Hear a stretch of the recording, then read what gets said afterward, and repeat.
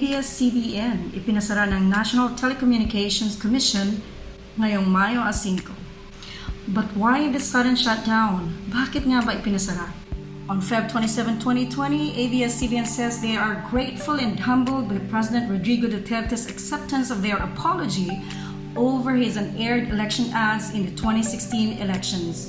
The media network adds it will coordinate with President Rodrigo Duterte's office for the refund of $2.6 million that ABS-CBN tried to refund him for unaired ads. On the same day, February 27, 2020, the House of Representatives missed its chance to lead the initiative to renew the ABS-CBN franchise, a think tank says. Today, it can be said the entire Duterte establishment except Congress has already endorsed the renewal of the ABS-CBN franchise. Its major pillars are now openly supporting the renewal for the sake of the network's employees. The Department of Justice tells the National Telecommunications Commission that there is sufficient equitable basis to allow broadcast entities to continue operating while the bills for the renewal of their respective franchise remain pending with Congress. Here are the video clips of the shutdown of ABS-CBN dated May 5, 2020. And we have this just in. The Philippine National Telecommunications Commission is ordering ABS-CBN, its radio stations DZMM and MOR to stop broadcasting operations. And this after the media giant's franchise expired on Monday, May 4th. Earlier, Philippine lawmakers said they see no reason why ABS-CBN Corporation cannot continue operating even without a provisional authority from the National Telecommunications Commission. The House Committee on Legislative Franchises Chair, Franz Chicoy Alvarez, says Congress has the exclusive authority to deny or extend broadcast franchises. Agusan Representative Lawrence Fortun, meanwhile, is calling on the Office of the Solicitor General to set aside its legal row with ABS-CBN as the Philippines deals with COVID-19. Senator Sonny Angara notes that Solicitor General Jose Calida contradicts the Justice Secretary when he told the NTC that it was in no position to grant ABS-CBN a provisional authority to operate.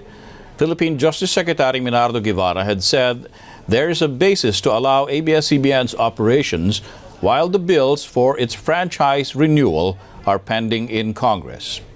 We'll be speaking now to Laguna 3rd District Representative Sol Aragones about this issue. Congresswoman Sol, magandang hapon sa inyo.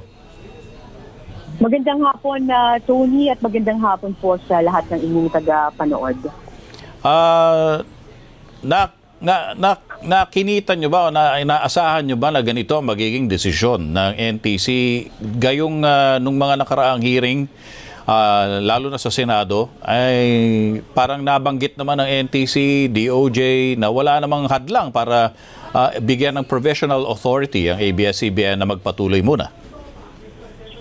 Tony, ito ay ikinagulat natin at ikinadismaya dahil ang inaasahan ko sana na ilalabas ngayon ng NTC ay ang provisional authority para magpatuloy ng pag-ere ang ABS-CBN habang ito nga ay dinidinig sa Kongreso, pero kabaliktaran nito ang lumabas ngayon. Bakit? Kasi sa natatandaan ko, nung March 10 kung saan nagkaroon ng hearing ang Committee on Franchise at isa ang NTC sa mga naging resource speakers doon. Opo. Ay naitanungan natin yung paglabas o pag-issue nila nitong provisional authority para sa ABS-CBN. At ito ay inasahan natin dahil ito ay napag-usapan nung oras na yon. So ang hinihintay natin, ilalabas na lamang nila ngayon. Hindi lang natin maunawaan kung bakit iba ang inilabas at hindi ito. Gayong mismo ang chairman ng Committee on Franchise ay isa natin at si Speaker sa paniniwala na kung ang House of Representatives nga ay may kapangyarihan para magbigay ng franchise sa isang institusyon, ito pa ba provisional authority ang hindi pwedeng saklaw ng kapangyarihan ng Kongreso? So, sa ganitong aspeto na kailangan pa mag-schedule ng mga hearings sa Kongreso para dinggin nga itong mga panukala para mabigyan ng panibagong prangkisa ang ABS-CBN, hindi kaya nagiging mas imperative, no, para sa House na bilisan na yung proseso. Ano pa ba ang kailangan gawin nito? Actually, nabanggit naman ni Speaker Alan Peter Cayetano na ito naman ay magkakaroon ng schedule para dito. Dangan nga lamang at nagkaroon nga nitong COVID-19.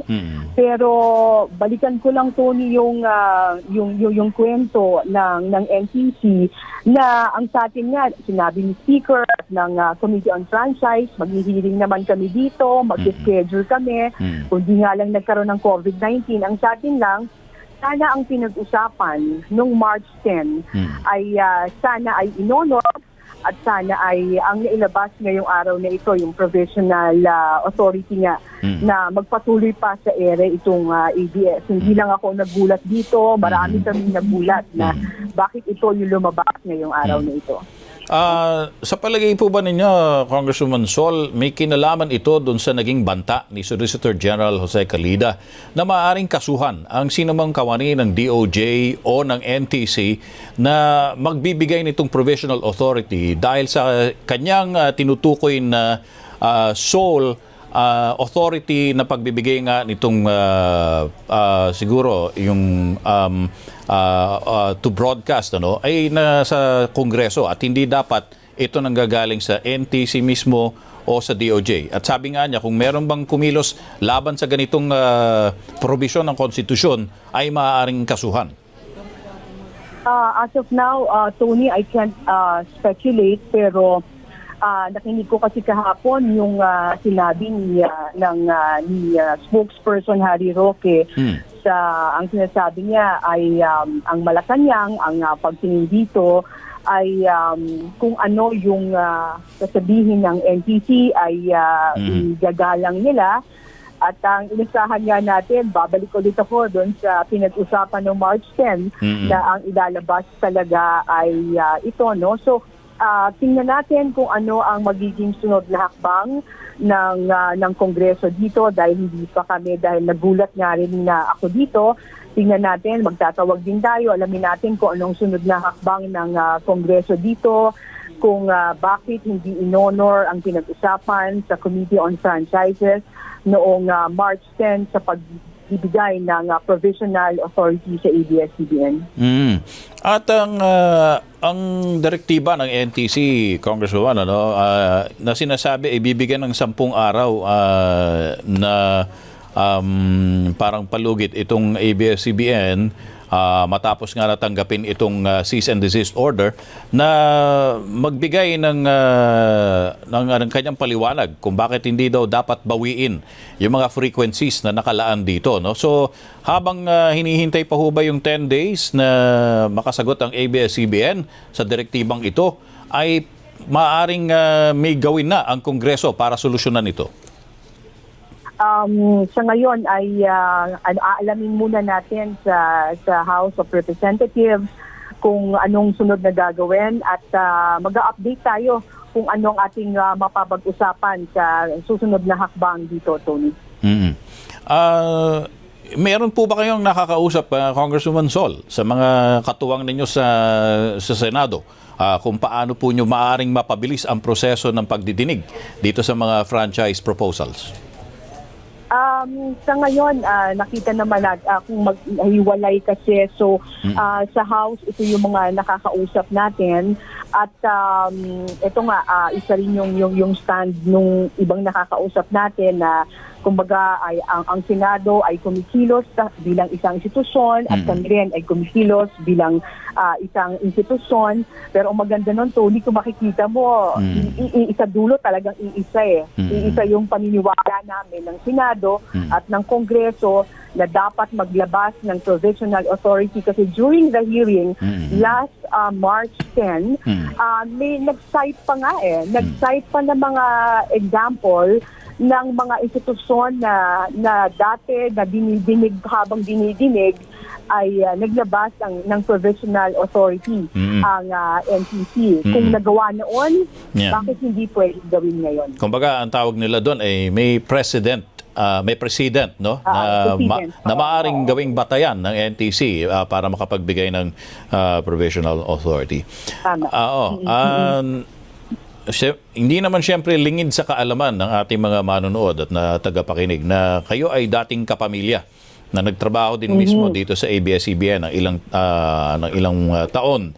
Ano ang mensahe mo sa inyong mga dating kasama sa trabaho? Nako, ano ba ito? Magiging emotional na naman tayo nito. Ako kasi, Tony, may COVID-19. Maraming tao ang kailangan ng trabaho.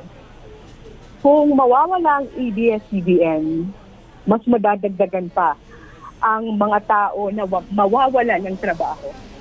So yung panawagan natin sa NTC, tingnan din ho natin yung kapakanan ng bansa natin ngayon. Marami nang walang trabaho. Yung mga taga-ABS-CBN, umaasa ho sila dito na pagkatapos ng araw ng May 4 kahapon, ay ilalabas na ng NTC ang provisional authority para may pagpatuloy nilang kanilang buhay at magkaroon ng maayos na buhay ang kanilang mga pamilya. Kasi at saka na, Tony, nag-emotional ako. Alam mo naman, 13 years ako nagtrabaho sa ABS-CBN. Minsan din akong nagtrabaho dyan at alam ko ang pakiramdam ng isang empleyado. At kaya talagang medyo very emotional ako dito sa franchise ng ABS. Pero umaasa pa rin ako at kumakapit pa rin ako doon sa pag-asa na maibibigay pa rin ito sa ABS-CBN para na lang po sa 11,000 na mga empleyado na umaasa na yung kanilang mga anak ay mga kapag-aral at may kakainin pa sila sa kinabukasan dahil may trabaho pa sila na may bibigay galing sa ABS-CBN. Congressman Sol, maraming salamat na binigyan nyo kami ng oras at umaasa kami na sakasakali ay maririnig din naman natin kung ano ang saloobin ng liderato ng Kamara at ng Senado tungkol sa usaping ito. Congressman Sol Aragones, the 3rd District of Laguna, maraming salamat sa iyo, Congressman Sol. Maraming salamat. Albay 2nd District Representative Joy Salceda also joins us on the line to give us his reaction to the cease and desist order of the NTC against ABS-CBN Corporation. Congressman Salceda, magandang hapon sa inyo. Congressman? All right, we'll call on Congressman Salceda again. If you can hear me, Congressman Salceda? All right, we've lost the connection to Albay Congressman Joy Salceda. Nikki? Of course, today, most people were looking forward to the lifting of the enhanced community quarantine for Metro Manila and the rest of Luzon, and the ABS-CBN Corporation, as well as other media outlets such as this news channel, has been trying to give you, of course, all the relevant and timely information that our citizenry will depend on to be able to keep themselves safe while they're under lockdown. And hopefully, even though the NTC order might be effective immediately, that we will still be able to give you more information through this ABS-CBN news channel, and of course through our online news portals. We've been, of course, awaiting the decision of the National Telecommunications Commission before May 4th yesterday, and we were of course hoping that the NTC would grant that provisional authority for ABS-CBN to operate. Meanwhile, Surigao del Sur 2nd District Representative Johnny Pimentel is supposed to join us now on the line. All right, I think we have. We're not. Can you hear me, sir? Yes, I can hear you. Good afternoon. Good afternoon, sir, and thank you for joining us. Has this decision somehow, for you, been well thought of? I mean, considering that previous hearings in Congress already put forth the opinion that a provisional authority to operate is in fact not unique, that it could be granted to other broadcast institutions who are still having their franchises deliberated on in Congress. Why couldn't it apply to ABS-CBN now? Yes, that's precisely. I was really surprised when NTC issued a cease and desist order because it has already happened before wherein some of the franchises were expired but they were allowed to operate. Now take for the case of the CBCP franchise. Nag-expire na yung franchise nila but they were allowed to operate. Take the case of Smart and also of PNP. So why single out ABS-CBN?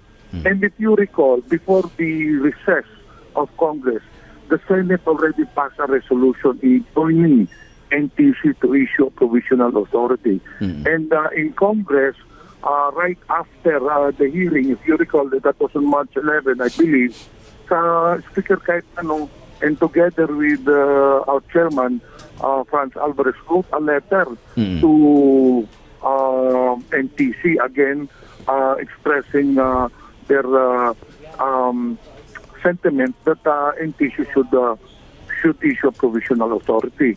But I believe this is an offshoot, itong cease and desist order of the pronouncement or the statement of the OSG Calida. Because andun sa statement niya, meron siyang said doon that he will file a case for those who will issue a provisional authority. Siguro that was one of the reason or the main reason why NTC issued the desist order. I believe that today is a very sad day for us Filipinos because ABS-CBN has been in the forefront of disseminating information with regards to this pandemic. Sana naman dapat hindi nila tiniming na ngayon sila mag-cease and desist order. I mean, let us set aside politics. Unahin na muna natin ito. Ako mismo, I get information on a day-to-day basis from ABS-CBN on their day-to-daily blow-by-blow account of what is happening, especially with the government updates. And then aside from that, we have seen that ABS-CBN is doing its part in helping our constituents. If I'm not mistaken, through Pagtawid ng Pag-ibig, you have already released 300 million pesos. Sana naman pinatapos na muna natin itong crisis bago ilabas yung cease and desist order. We have so many problems already that we should face another problem, itong franchise. Bakit single out ABS-CBN? It was done before. There were so many franchises that were allowed to operate without even the expiration of their franchise. Bakit itong ABS-CBN hindi naman pagbigyan? Congressman Johnny, pasensya na po, matanong ko lang. Kapag po ba naglabas kunwari ng opinion na ganito at yung Office of the Solicitor General, may kasama pa pong banta ito, no? Maaari daw nilang kasuhan kung sino mang kawani ng DOJ at NTC na magbigay ng provisional authority.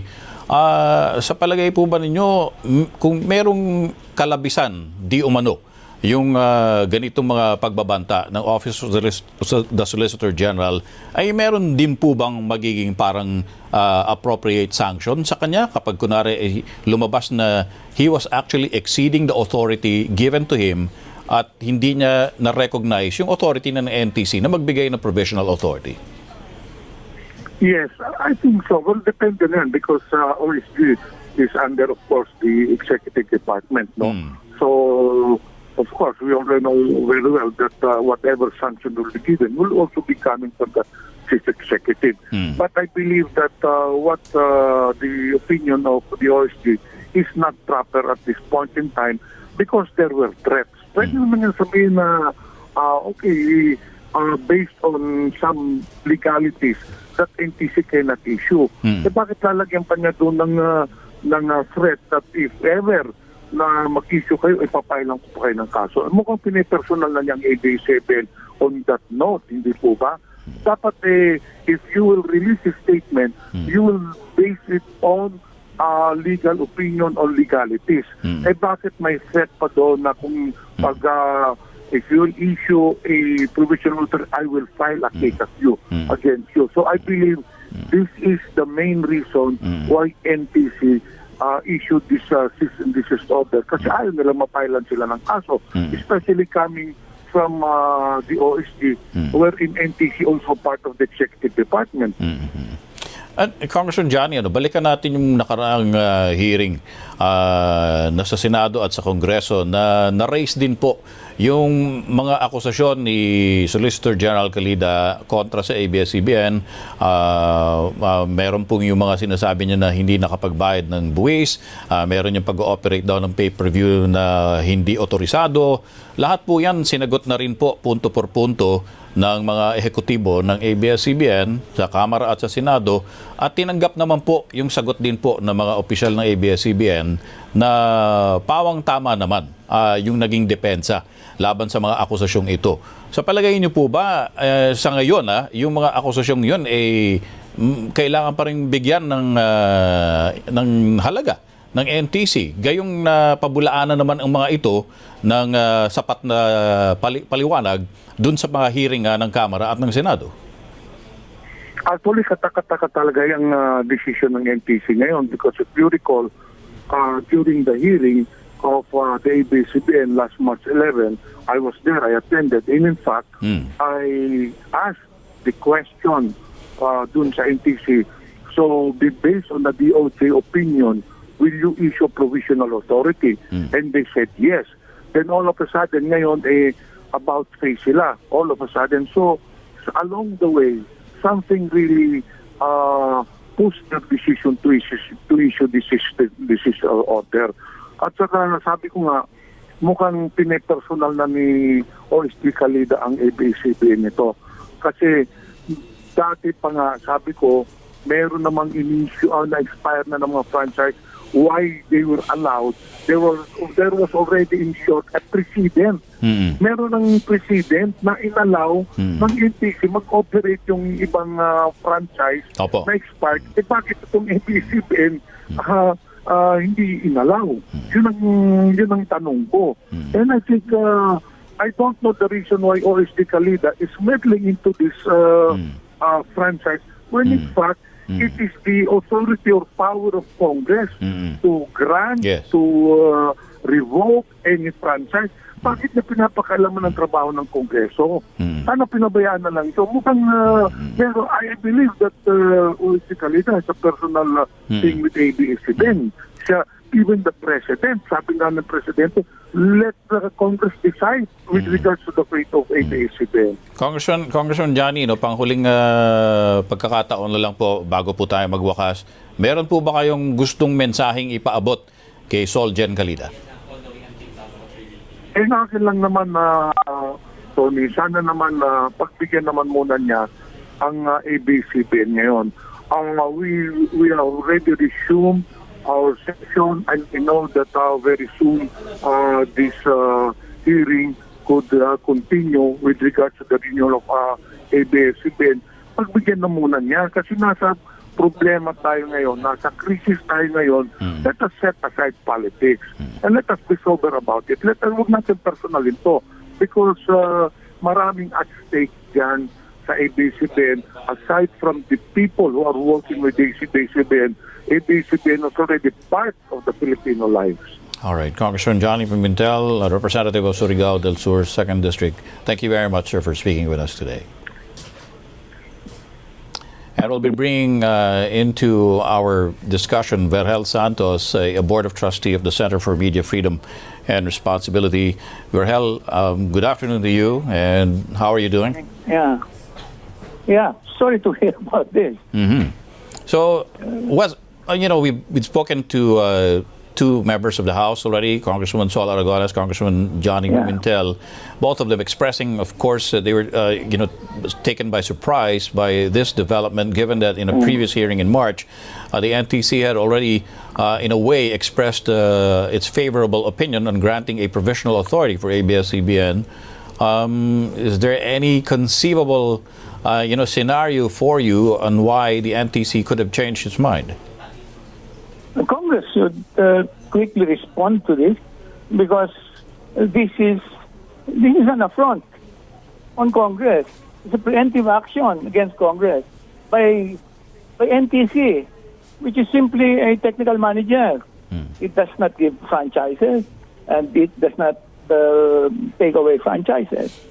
The problem is, if the NTC felt it had the power to do this, it would have done that a long time ago.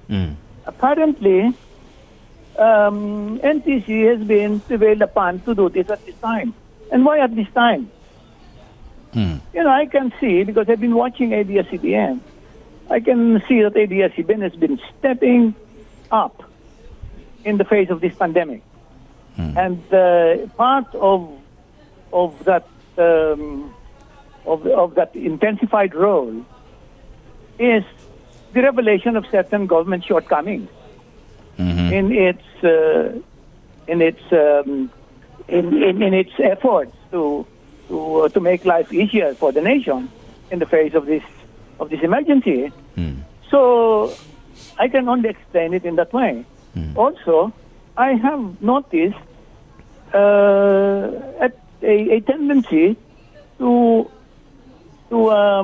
seize this occasion, as a distraction, and to do some truly high-handed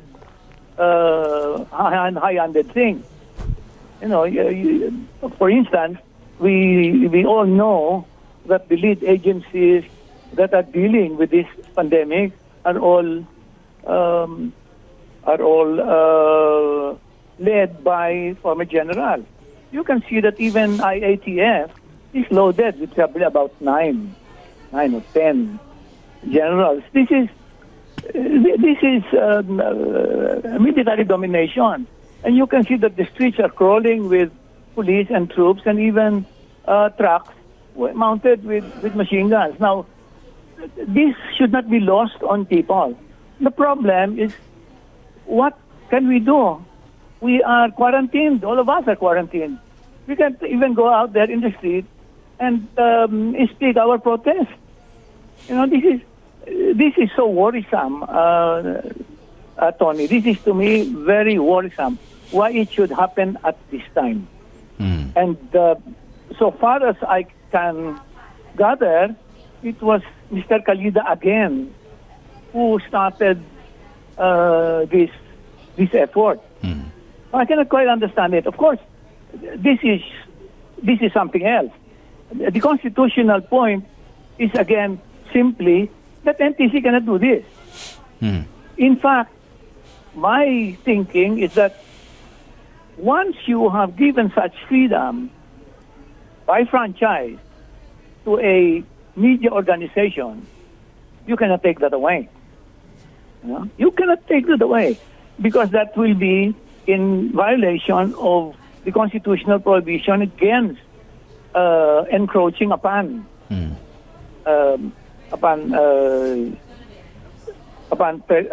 certain freedoms. That's another matter. But the height of inconsiderateness is that nangyari to ngayon habang naka-lockdown tayo pare-pareho. Ba't hindi nakaantay? O kaya bakit hindi maaga pa, even before coronavirus struck? Bakit hindi pa noon? I think Congress had better respond very quickly to this, because this does not bode well for our freedom. What is happening today? It is not just ABS-CBN. ABS-CBN has been stepping up very admirably in the face of this pandemic, and now you are being closed. Why? Do you think, Verhal, that Congress can actually act speedily to overturn this latest? I think Congress should. Yeah. I think these people had better start calling you and start calling one another and start getting together in whatever way, Zoom or whatever, and make these people understand that this cannot happen. That you cannot do this, not only to ABS-CBN, but to Congress. NTC alone, NTC is doing this to Congress. At apparently, the dictates of the Office of the Solicitor General. I mean, this is clear enough. I mean, there is nothing so subtle about this, Tony.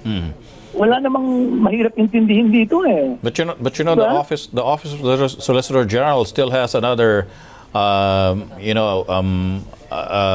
guess, approach to try to deprive ABS-CBN of a new franchise, and that's the co-warranto case that's still pending at the Supreme Court. At the same time that you're urging Congress, both houses of Congress, to act speedily and resolve this issue, do you think the Supreme Court can also act speedily on resolving that co-warranto case? No, I think the Supreme Court should wait. I think the Supreme Court should wait. I think the Supreme Court would be going along with Mr. Khalid and NTC if it did it, if it decided to do whatever it might be. Whatever it might decide to do during this emergency. I cannot understand why this should be a greater emergency than what we are having now. I cannot understand this. I don't think. I think the Supreme Court should simply stay put, but it's Congress. It's Congress that has been affronted by NTC. NTC is nothing more than a franchise manager, a technical manager. You know? Yeah. All right, Verhel, we'd like to thank you for giving us, of course, your take on this issue. As you did say, we're still under quarantine, and people can't express their sentiments out on the streets on this issue. Yes. Yeah, but exactly. we do appreciate. I would have been there. I would have been there for you. Yeah, we do appreciate your support for us, Verhel, and of course to everybody there at the Center for Media Freedom and Responsibility. Yeah. Thank you for speaking with us This today. is about freedom. It's about freedom. Thank you, Verhel. Thank you. Sige, Tony. On the matter of allowing ABS-CBN to operate after the cease and desist order, now in the hands of the House of Representatives, that's according to Senator Bongo, who says he will wait for the lower house's move before he makes his own decision. The militant group Bayan, meanwhile, slams the NTC for issuing the order during this health crisis. It also calls the order a serious threat to press freedom.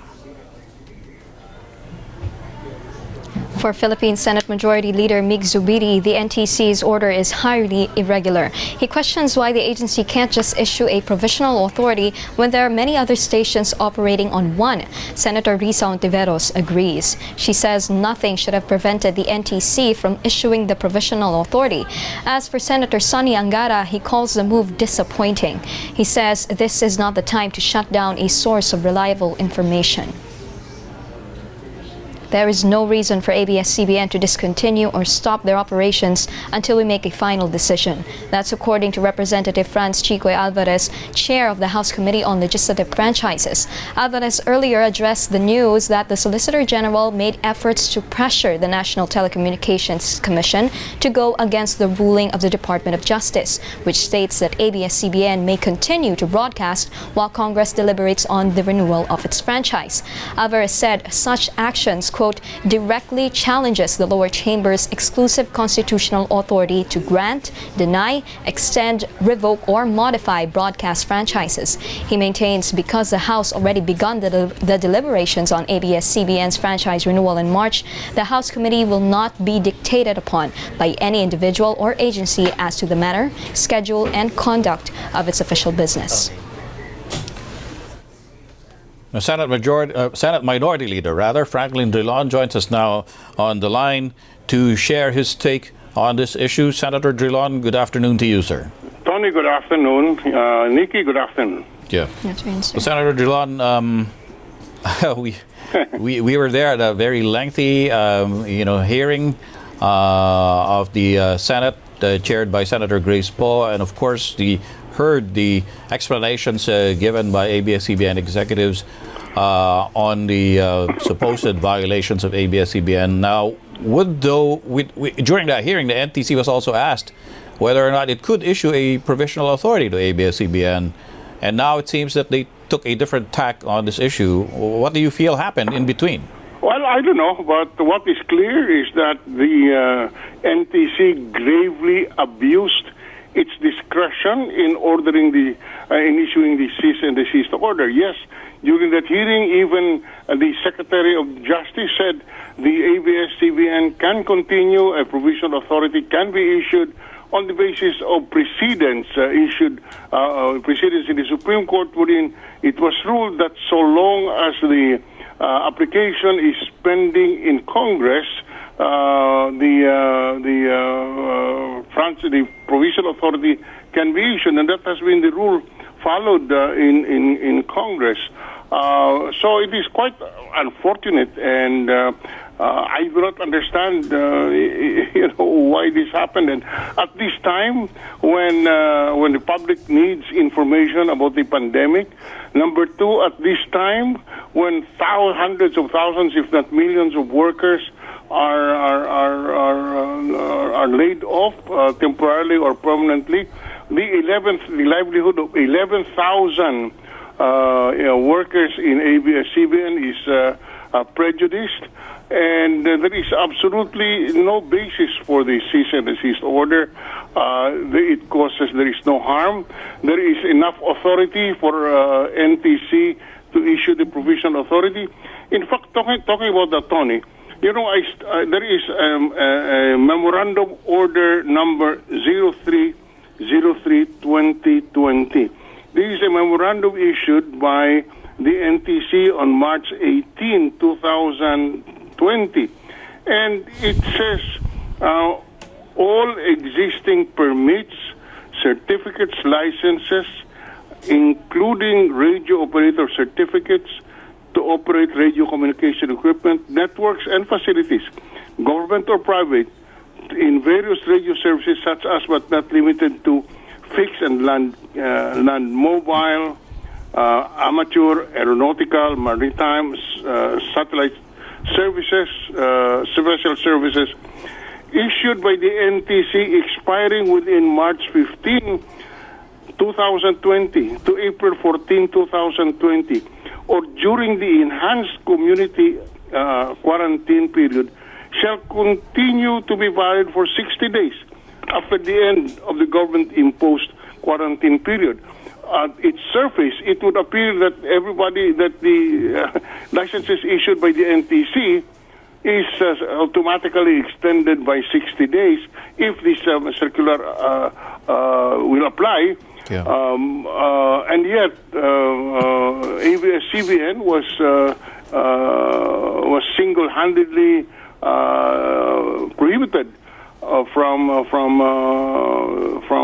continuing to operate. My suggestion is that the ABS-CBN should immediately challenge this abuse of discretion on the part of the NTC.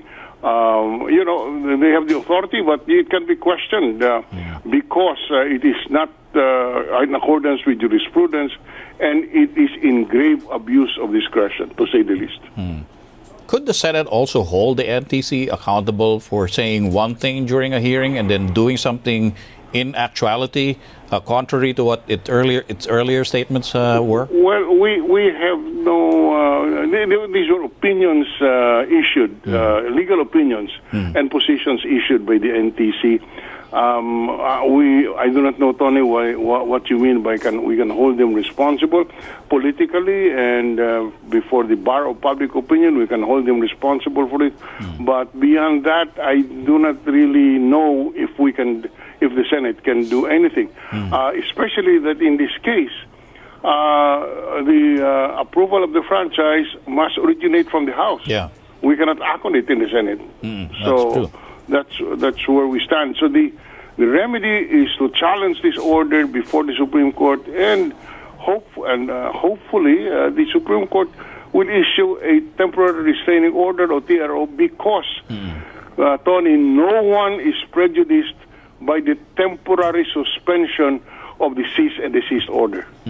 On the other hand, if this is not restrained, it can cause prejudice to the 11,000 employees of ABS-CBN, to say the least. And number two, the general public is deprived of an avenue of information so critical at this time because of the COVID pandemic. Looking at the future, where other broadcast institutions or companies might have to also undergo a franchise renewal hearing, do you feel that there should be an overhaul of the system under which these franchises are actually issued? Certainly, we can. That's one of the areas probably that the Senate Committee of Senator Poe can look into. What safeguards can be installed so that this patent abuse of discretion on the part of NTC will not be repeated. All right. Well, Senator Drilon, we appreciate it very much. You're giving us some of your views on this issue, and would like to wish you well. Thank you very much, sir, for speaking with us today. Welcome, Tony. Let ABS-CBN continue its operations. That pronouncement coming from Gamaliel Cordoba, Commissioner of the National Telecommunications Commission, during the House hearing on the network's franchise issues last March 10. During the hearing, the lawmakers also asked the National Telecommunications Commission, or NTC, on whether it will issue ABS-CBN a provisional authority to operate, even after its franchise expired on May 4th. There is sufficient equitable basis to allow broadcast entities to continue operating while the bills for the renewal of their respective franchise remain pending with Congress. However, a more stable legal environment could be created if Congress, by a concurrent resolution, would authorize the NTC to issue a provisional authority to these broadcasting companies. May I assure this committee that barring a gross violation of its franchise of the NTC rules and regulations, the NTC will follow the latest advice of the DOJ and let ABS-CBN continue operations based on equity, Your Honors. We are very comforted by the fact that both chambers of Congress are aligned with the DOJ's and NTC's thinking on the issue. Meanwhile, another lawmaker weighs in on this development. Senator Kiko Pangilinan joins us now on the line. Senator Pangilinan, magandang hapon sa iyo. Magandang hapon, Tony, at Kimiki, at sa mga nakikinig. Magandang hapon.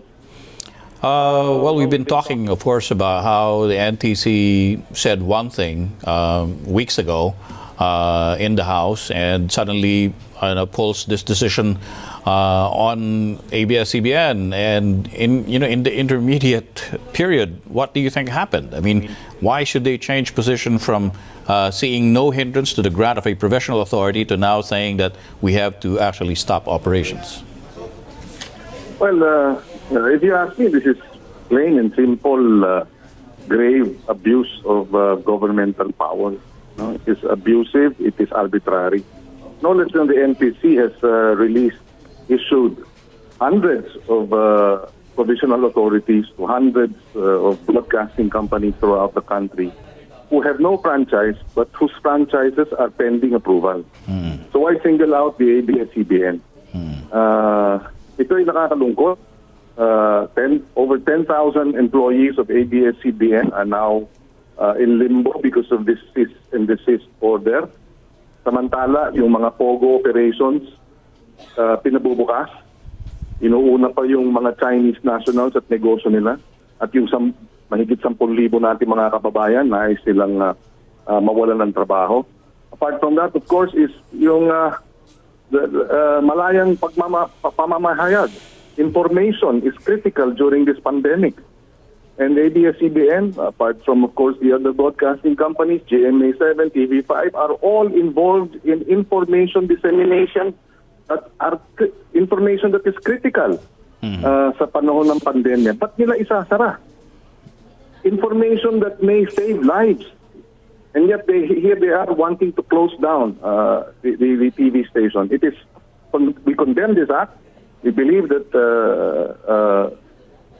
it is abusive of this government, of the exercise of governmental power. It is arbitrary. And we urge the ABS-CBN to bring this immediately to the Supreme Court. I think that is the quickest remedy. The matter is still pending before the House of Representatives, and I don't know if they'll be able to act on it officially, given, of course, the pandemic, given the crisis that we're facing. So nakakalungkot itong pangyayaring ito. Inuuna pa ang panggigipit, pagsasara ng kumpanya sa harap ng pandemya. 2 milyong kababayan na natin ang nawalan na ng trabaho. Dinadagdagan pa nila. Ano ba ito? Kalukuhan ito. Kanina, Senator Kiko, tinanong ko lang kay Senator Drilon, if the Senate can do anything to hold the OSG accountable for its actions, trying to, of course, pressure the NTC, perhaps by threat of penalty if they actually grant a provisional authority to ABS-CBN. Do you think that the Senate should actually take a closer look now at the powers of the OSG and whether or not it overstepped its authority in this case?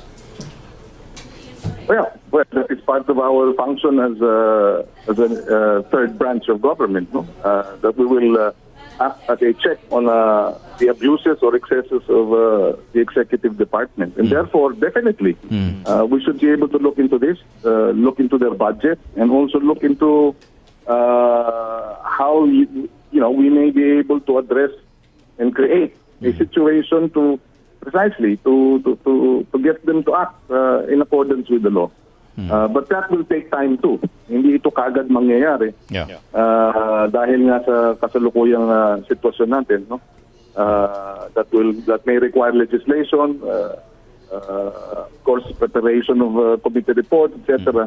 But immediately, I think the remedy now is immediate relief should be with the courts, with the Supreme Court. All right, Senator Kiko Pangilinan, thank you very much also for giving us your views on this piece of breaking news. Thank you. Uulitin ko, di ba? Uulitin ko.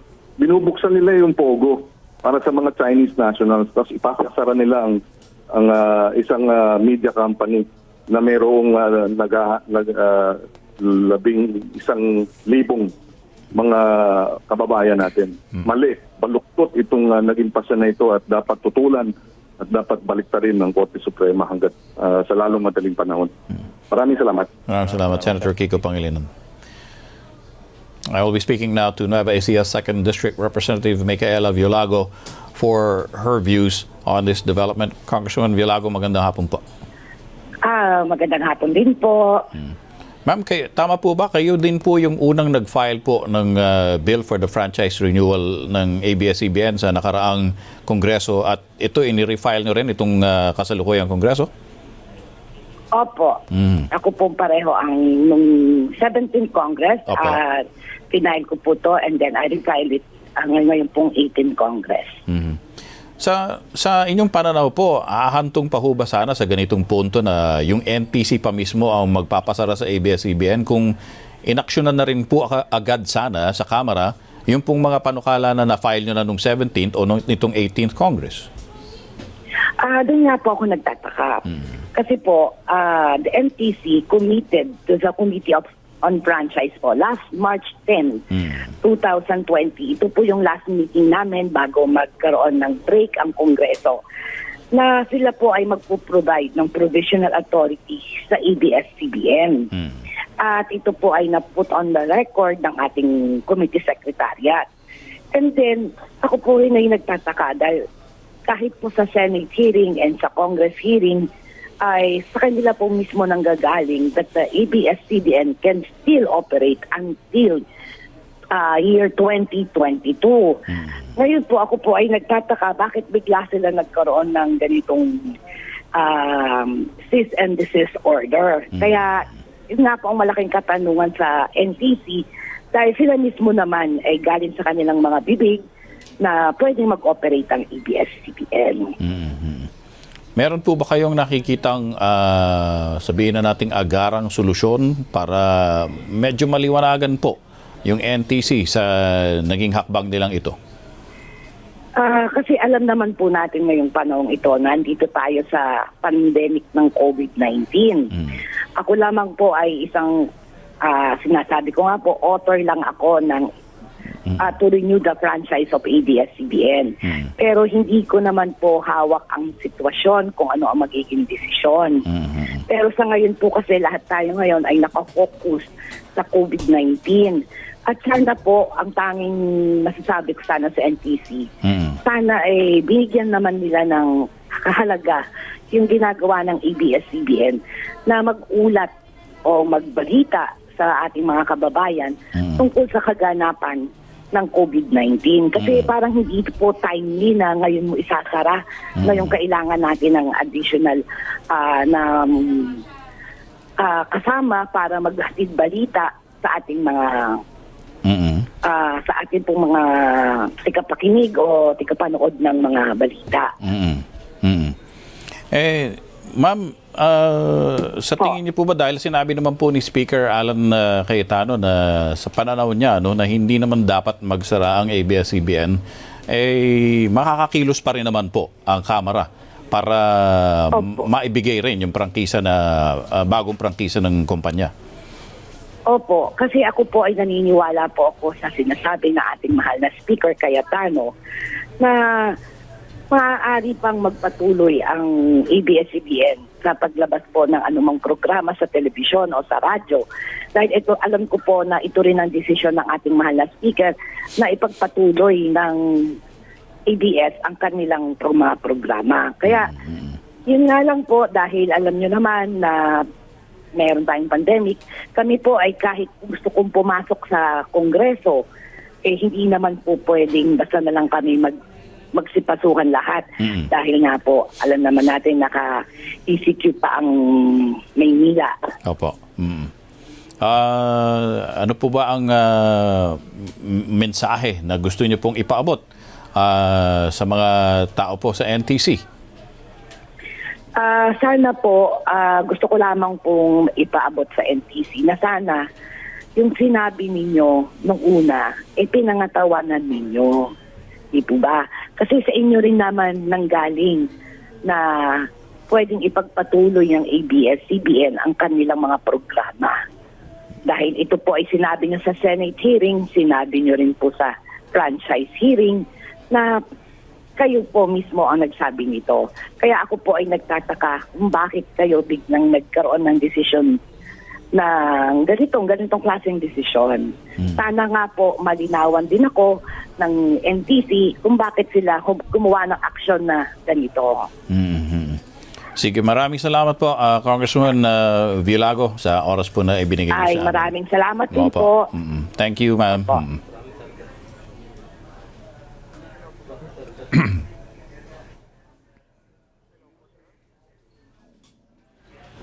Laguna Representative Sol Aragones is urging the NTC to reconsider its position as she admits she was caught by surprise by the NTC's cease and desist order versus ABS-CBN.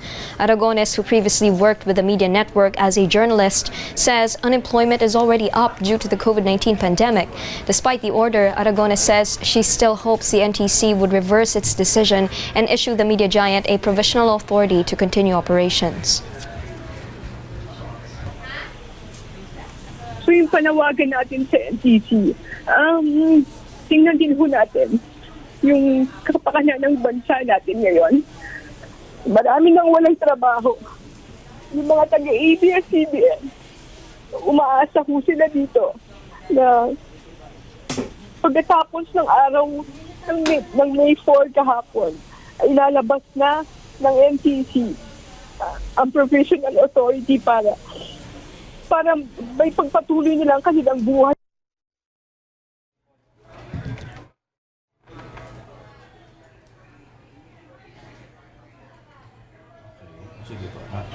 Earlier, National Telecommunications Commission Deputy Commissioner Edgardo Cabarrios had an interview with our correspondent Alvin Alchico, where he talked about the network's franchise issue. Here's that interview. Kanina, bago ako pumasok, partner, in-interview ko na si NTC Deputy Commissioner Cabarrios. Because sabi ko nga, maraming interesado, Sir Peter, kaya lang hindi natin siya makontak ngayon, ipi-play natin yung audio clip. I'm supposed to use it for my story naman sana the next day o sa TV Patrol. Anyway, sige nga po, pakinggan natin yung pahayag at pagpapaliwanag ni NTC Deputy Commissioner Edgardo. Let's now talk to ABS-CBN correspondent Mike Navalio on what's next for the media giant.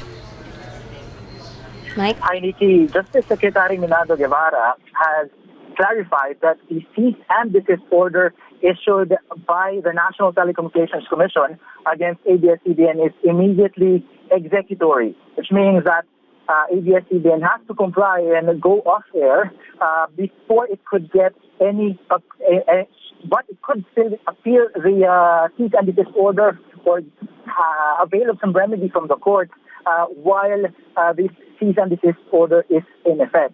Guevara was asked for his opinion or his reaction to the NTC's issuance of that cease and desist order, considering that he earlier said that broadcast companies who are renewing their license with Congress are still or should still be allowed to continue their operation. In a statement, Guevara said that the NTC requested our opinion and the DOJ gave them an advice in accordance with law and equity. The Congress expressed essentially the same view as that of the DOJ and further enjoined the NTC to issue a provisional authority to ABS-CBN. The NTC issued a cease and desist order instead. It must have a very good reason for doing so. Let's wait for the explanation. And a follow-up message, he said that a CDO is immediately executory but still appealable to the court. So we're waiting, Nikki, for word from our management as to the next steps that will be taken. We understand that there are several remedies that could be taken, including asking for a status quo anti-order or a TRO from the court, preventing the immediate execution or immediate implementation of the cease and desist order coming from the NTC. Okay? Thanks for that update, Mike. Let's hope for what's right. Let's hope for what's best. Earlier, National Telecommunications Commission Deputy Commissioner Edgardo Cabarrios had an interview with our correspondent Alvin El Chico where he talked about the network's franchise issue. Here's that interview again. Kanina, bago ako pumasok, partner, in-interview ko na si NTC Deputy Commissioner Cabarrios. Because sabi ko nga, maraming interesado, Sir Peter, kailang hindi natin siya makontak ngayon, ipi-play natin yung audio clip. I'm supposed to use it for my story naman sana the next day o sa TV Patrol. Anyway, sige nga po, pakinggan natin yung pahayag at pagpapaliwanag ni NTC Deputy Commissioner Edgardo Cabarrios. Okay, go ahead. Marami namang legal remedies available. Hindi, pero until ma-issue yung TRO, ano mangyayari sa amin? Immediate executory, yung order, no? Well, hindi ko lang alam whether a motion for recall, kasi may MRL, will stay the order, no? Habang may MR siya. Who can answer that? Well, lawyer. It's a lawyer, no? Hindi, pero ibig sabihin, i-implement nyo ba kaagad yung CDO sa amin? Or ibig sabihin, pwede pa kaming, hayaan nyo muna kaming mag-file ng motion for reconsideration or go to the Supreme Court bago kami ipasara? Well, MR, hindi ko ano, kasi may mga instances naman yata in the past na pagka may MR, mag-rule muna sa MR. So, ibig mo sabihin, sir, sir, pwede pa kami umere ngayon. I'm not sure, no? Kasi, I'm not sure, kasi hindi ako lawyer. Hindi, pero dapat alam ko kung sa NTC. I mean, di ba? Yes. But all of this kasi were based from analysis and findings of our legal team. So, yan. Although ang NTC, the quasi-judicial body, yung decision is immediate executory. Lahat ng quasi-judicial bodies, yung immediate executory, no? Pero yung MR, I'm not quite sure. Baka hindi baka hindi, because of the MR, yung immediate executory niya baka ma-delay. I'm not quite sure, no? I'm not quite sure. Pero ngayon, halimbawa ngayon, magti-TV Patrol.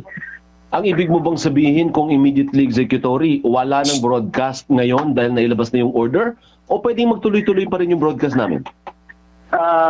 Well, as I've said, yung pag-aralan mabuti ng legal team nyo kung ano yung the best approach yan sa issue. Opo. So kasi ang mga empleyado actually aligaga, ano. Ang tanong lang naman kasi hindi naman sila abogado kagaya mo, kagaya ko ano po. Ang tanong lang is, titigil ba kami sa pagtatrabaho ngayon? Titigil ba yung airing ngayon o hindi? Ang sabi ko nga is may mga may mga available legal remedies para for you to continue on air, no? So pag-aralan mabuti ng legal team and file the necessary. Ibig mo sabihin pag nag-file sila ngayon, hindi na rin ma-actionan kasi mag-aalas 5 na.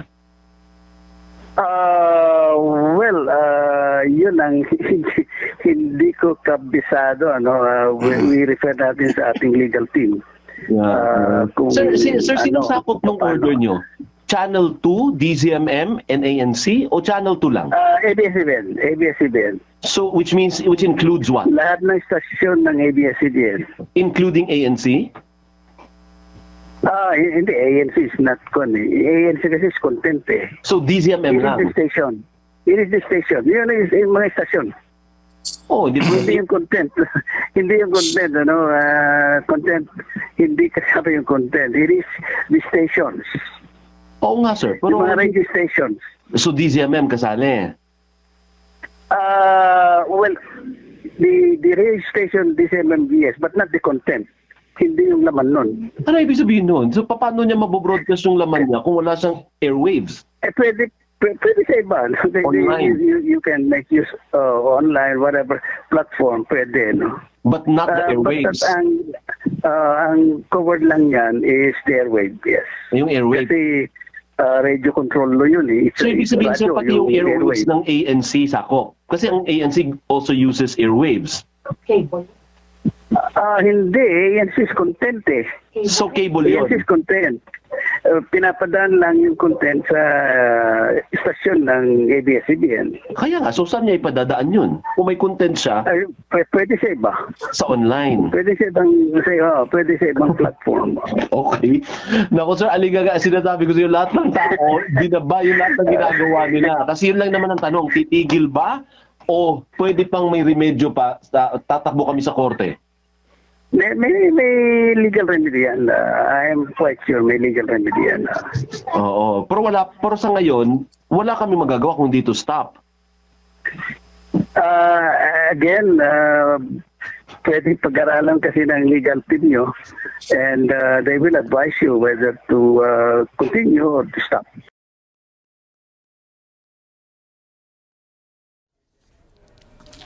And we're getting more reactions to the NTC cease and desist order against ABS-CBN Corporation. Senator Sonny Angara joins us now on the line. Senator Angara, good afternoon to you.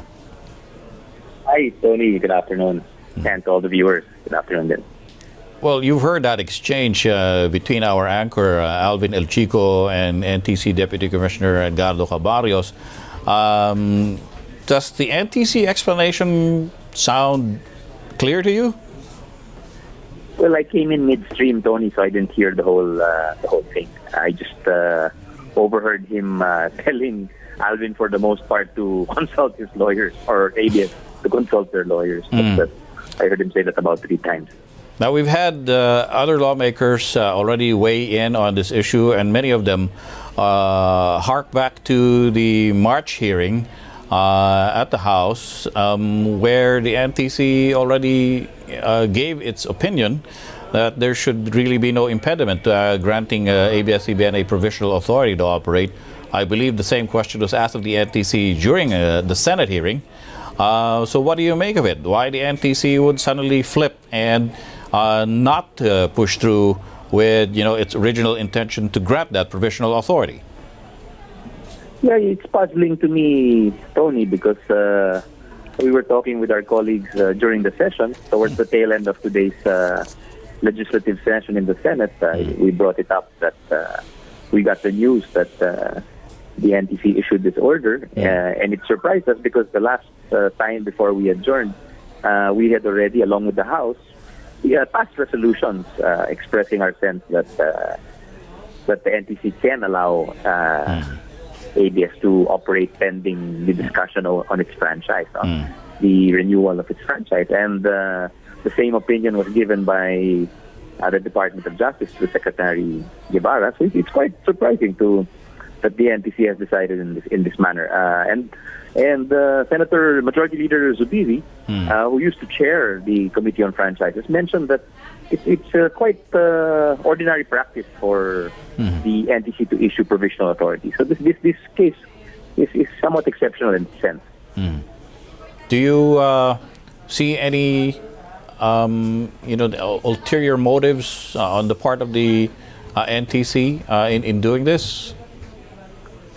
I don't want to delve into that, Tony. That would be speculative on my part. There's no evidence of that. It's just that let's just talk about the effects. The economy is going to go south because of the worldwide economic crisis. The two biggest economies are already feeling it, the U.S. and China, and that's going to have ripple effects on the Philippines. There will be companies closing up. And here is the government closing one of the companies who has not been really asking for help from the government and has been paying their employees. That's the number one. Yung effect on the families. You're talking about thousands of families and thousands of people supporting who are depending on this industry. You're not just talking about the direct employees of the company, but you're also talking about the freelancers, the ones who make the videos or who make the music or, all of these graphics, for instance. These are not all, a lot of this is outsourced to my understanding, to my knowledge, Tony. And secondly, legally, as I said earlier, it's quite exceptional because it goes against the grain of what Congress has asked the NTC to do, and it goes against the grain of what of the opinion of the Department of Justice, which is the lawyer of the government. So it's truly a curious, exceptional case. There is there's more than meets the eye, it seems. More to it than meets the eye. And also, thirdly, and I think this is probably the thing that would be felt by our countrymen or our kababayan, is we need reliable information in this day and age. There's so much fake news going around online. There are so many spam texts. There are hoaxes. There are people trying to take advantage of people with scams online. So, ABS-CBN, if you go to the provinces, it's really one of those with its strong signal. I think if you go to the Visayas and Mindanao, it's really one of those relied upon by people who live sa bundok, sa malalayong barangay, in the far-flung barangays. So, it's a shame to be depriving them of this source of information, which is very much needed in this time when you need people to kind of you need the accurate information being disseminated, what to do, how to avoid being infected, how to stay healthy, things like that. So those are, I think, the three comments I'd make about the situation. And you do remember the newly reinstalled presidential spokesperson Harry Roque recently saying that the Solicitor General is the alter ego of the president. But in this context, after the executives of ABS-CBN through Carlo Katigbak had issued an apology for perhaps maybe if the president had felt slighted by ABS-CBN's actions during the presidential campaign, and the president having accepted the apology, that the relationship between Malacanang with ABS-CBN should have already been smoothed over, that the alter ego of the president would have taken his cue from that. But given with this development, he's still threatening the NTC and the DOJ with legal action if they actually did issue that provisional authority to ABS-CBN. What do you make of that the OSG is threatening the NTC and the DOJ? It's curious action, given that the DOJ is the one who issued the opinion on this, and it's a sound legal opinion if you listen to it, because there's really no law which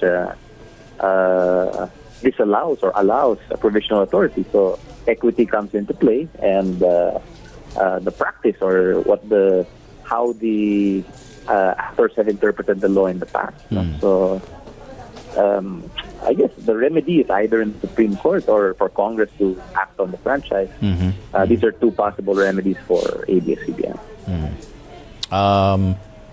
Of course, it's. I guess you've already admitted in the past, in other interviews, that you do have a personal connection to ABS-CBN, right? Yes. My wife is been working there for over 20 years. Yes. I disclosed that during the Senate committee hearing.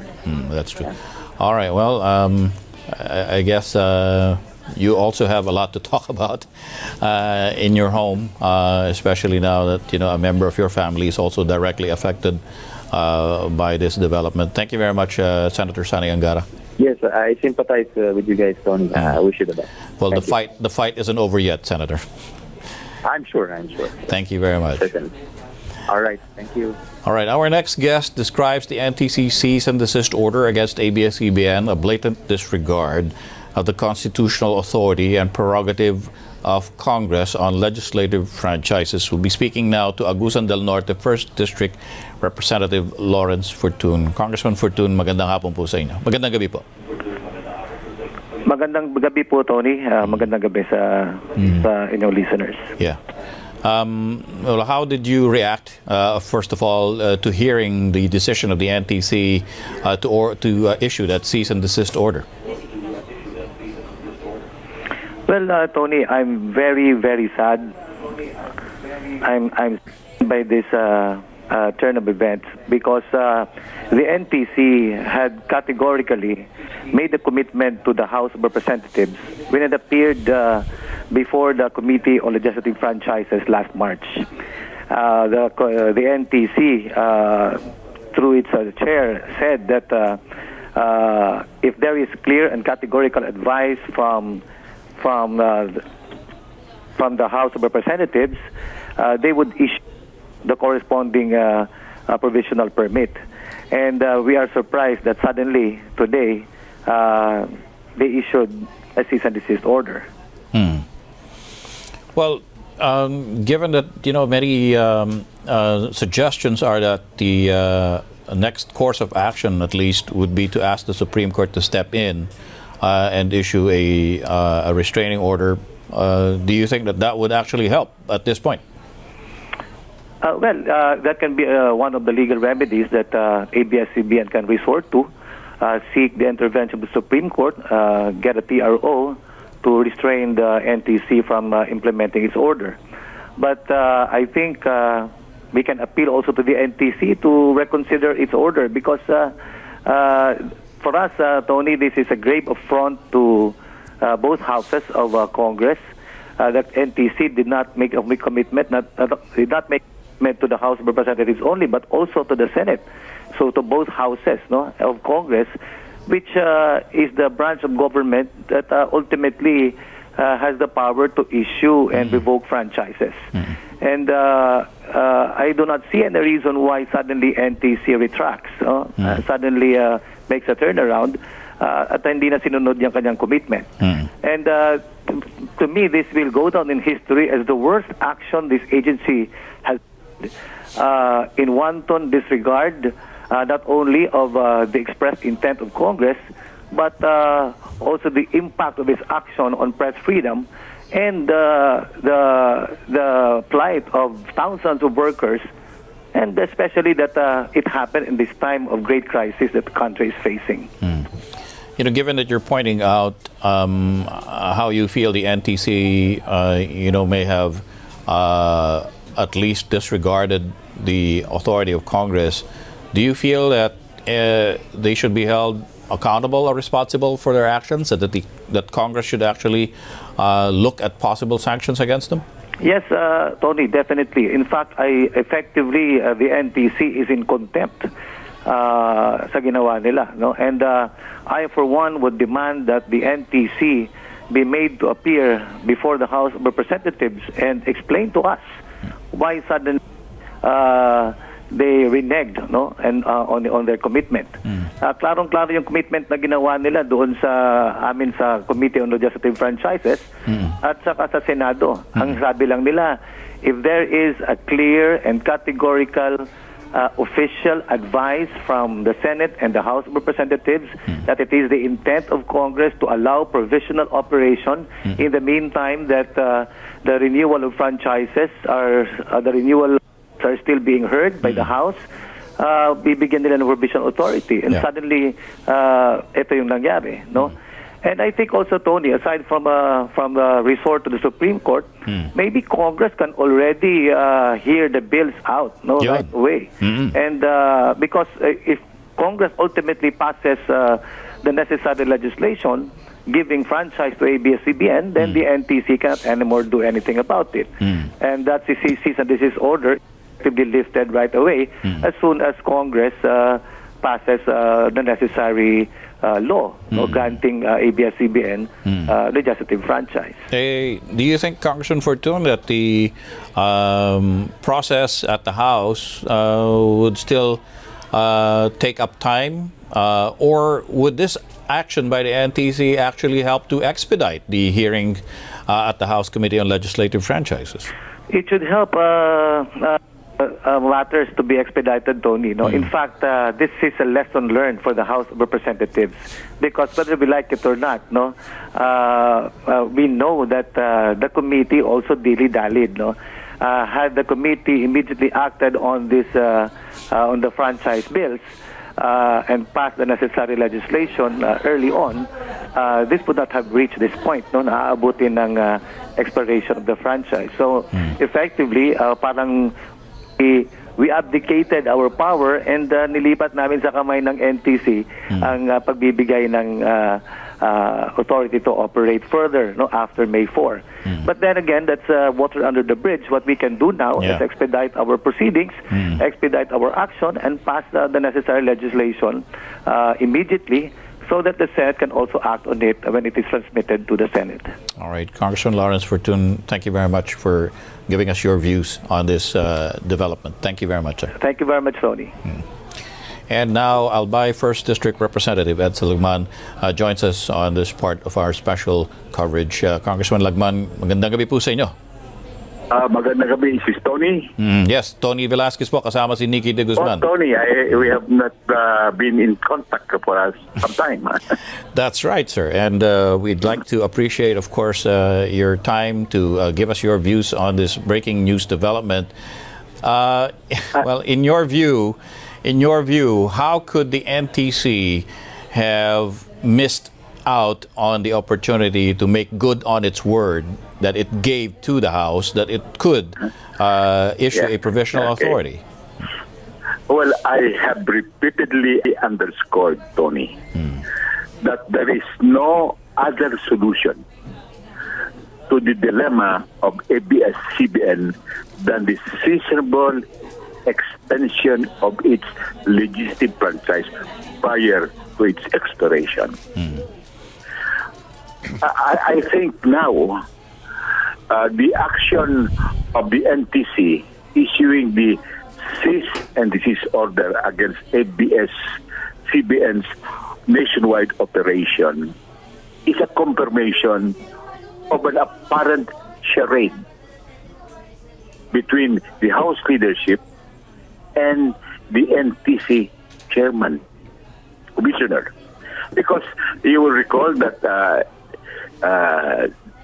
the House Speaker and Chairman Alvarez wrote NTC that the latter should issue a provisional authority after the expiration of the legislative franchise, and during the first and only public hearing on the franchise, Commissioner Cordova explicitly admitted and undertook that such provisional authority will be issued.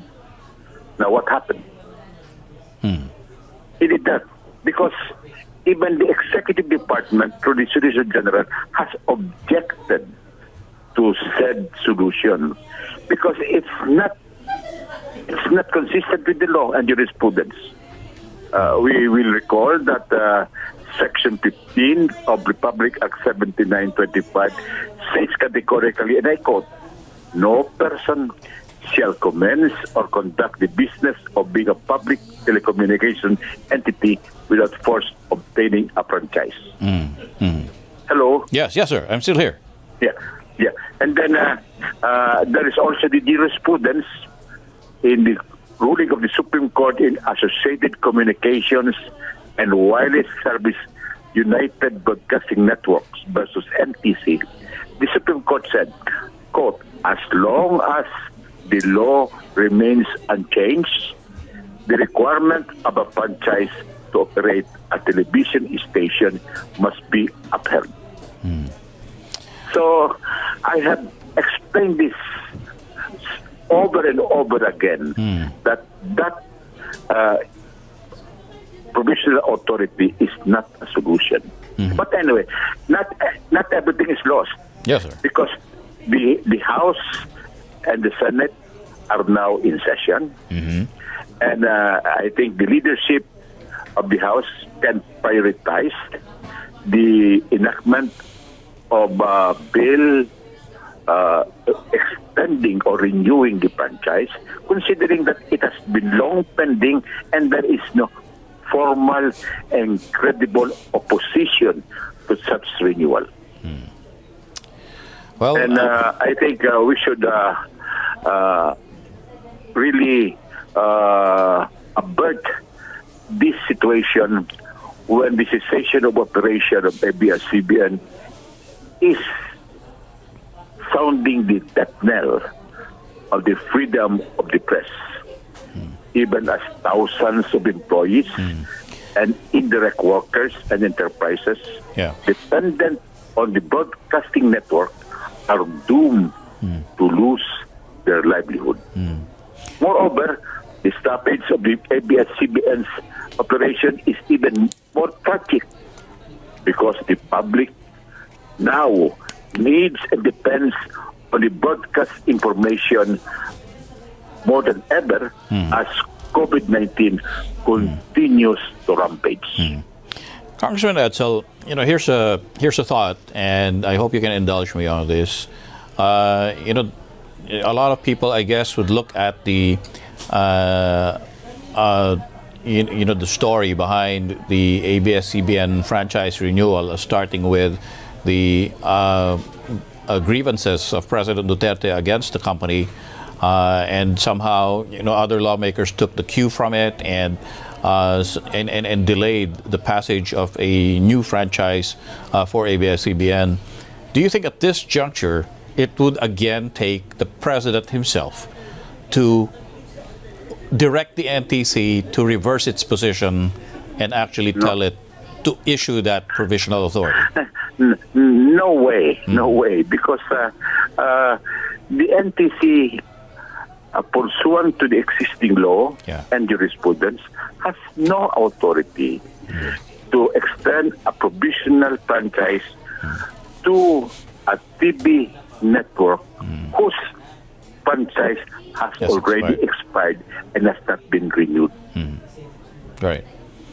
So the only solution is to act now, to immediately and forthwith grant the renewal, because as I have said, there is no formal opposition, there is no credible opposition, and it has long been pending. Yeah. Well, I hope you and your colleagues at the House of Representatives do, in fact, get the process rolling. I hope our colleagues, the membership will do that, but we are waiting for the leadership of the House to initiate the process in dispatch. Do you think you'll be hearing from the House leadership tonight? Well, I hope so. We have been trying to tell the House leadership to act soonest, but they waited too long, and now we have a bigger problem. All right. Congressman Edsel Agman, good to hear from you again, and hopefully we will be hearing from each other again over this channel. Yes, Tony, because I'm sure you will be able to get your renewal. Thank you for your optimism, sir. Thank you very much. Thank you, Tony. ABS-CBN will cease and desist operations tonight. That's according to the network in compliance with the latest order issued by the National Telecommunications Commission. ABS-CBN adds it needs enough time to properly shut down its equipment and tell its audience about this latest development. And that's what we have for today. I'm Nikki de Guzman. And I'm Tony Velasquez. Keep it here on ANC. We will simulcast TV Patrol when it comes in after the show and until ABS-CBN Free TV signs off at 7 p.m. ANC is not covered by the order of the National Telecommunications Commission, and we will continue to go on air.